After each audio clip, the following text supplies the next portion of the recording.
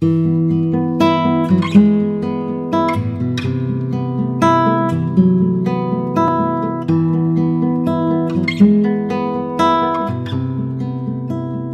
in your TED Talk, Aditi, you tell, again, this mythological story of Lily, a hero who goes on a quest to find her true self. And in this story, the hero faces the unknown. You also mentioned that we've been taught since we were children that the unknown is something to avoid at all costs, but it's so wired in our system that we have structured our lives in a way that outsmarts uncertainty, granting us a false sense of security. Feeling secure is an emotion. And in the first part of this discussion, we've explored how we're addicted to our emotion that leads to creating stories in our mind. So I'd love to ask you to help me wrap my head around this puzzle. If narratives shape our understanding and connection to the world, is there a story that could reestablish our lost connection to our body, to nature, to our tribe, and to ourselves, or the trust in ourselves? What is that story? How does it look like? And how would it feel? I mean, I think that's a big question. I think, first of all, the unknown is actually ego death. And I don't think there's a singular story that's going to, and I think that is part of the thing. It's the hero's journey is a singular story, and that's the problem with it. We need multiple stories. We need a plurality of stories. And we need to sort of take ourselves out of the equation a little bit. Richard Powers' book, The Overstory, is like a book about trees. Like we have to sort of look around the world and sort of see protagonists everywhere we go. And not just in human beings. See like your pet dog or your cat as a protagonist. See the plants outside your house. See the trees as protagonists. And once you do that, I think you realize that this linear story is, again, something that has hijacked our minds. And we live in a world of webs. And I think that is sort of the new story. And I think we need to place more of an emphasis on that. But I think the process of ego death, you're killing off the hero's narrative, the individual journey.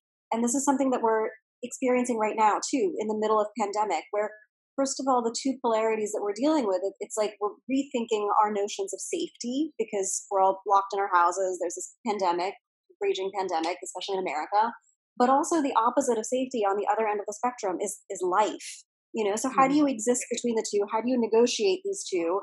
And it's really hard to hold on to these dualistic ideas in our brain. We're having to juggle both for the first time in a really complex way. We're having to think about things in a really complex way. What is a good way to be a global citizen right now? It's not by going out into the world and going out for conquest, winning things, winning riches. It is more about like staying in makes you a good global citizen. Staying in and staying inside your house and not going anywhere actually makes you a better. So it's again that story of individual versus collective that is shifting too. How are we operating as individuals? How do we play a role in that large collective structure? And this is, by the way, a story that we need to sort of get a handle on right now because COVID-19 is like it's like the pop quiz that comes before climate change and various other pandemics that are going to come up. So the skills that we're learning now, our ability to shape narrative in this moment, which if you don't have a set narrative for this moment, that's okay. This is going to take some time. We're still going through the process. But we need to be armed with a different kind of narrative that we're going to build over the course of this experience that is going to sort of allow us to survive as a species moving into the various other challenges that we're going to move into. Yeah. Aditi, I want to follow up on what you just said because there is a kind of story that is implicit in what you're saying that has not been told, that in the dominant culture we have been busy avoiding. And that is the story of loss. Tim Leverecht, who is the co-founder of the House of Beautiful Business, is coming out with a book about how we all need to accept that we're going to be losers. Even Jeff Bezos is going to be a loser. eventually. Some of us more than others. Oh, it's true. He's going to lose his Prime membership in the end. But, okay, what are the stories that we hear? They're the stories that Donald Trump tells about how he always wins the deals. And never mind if they're lies. It's a story. It's the story of acquisition. When I study commercial culture, it's always about getting and taking, seizing, grabbing, holding on to, and keeping that thing. In the movies, a whole genre is there of romantic comedy, and it ends when they get married. And I want to say to my younger self, I just wish I could go back in time and say, sweetheart, that's just the beginning. That's the opening scene. Okay? There are stories that go beyond that, but we don't tell them. We don't tell the stories of loss. We don't tell the stories that go beyond youth, past the age of 30. And there's a reason for that. It's because those are the most important stories. And they're the most important stories because they rock us to our foundations. They take everything away and they challenge us to become something more.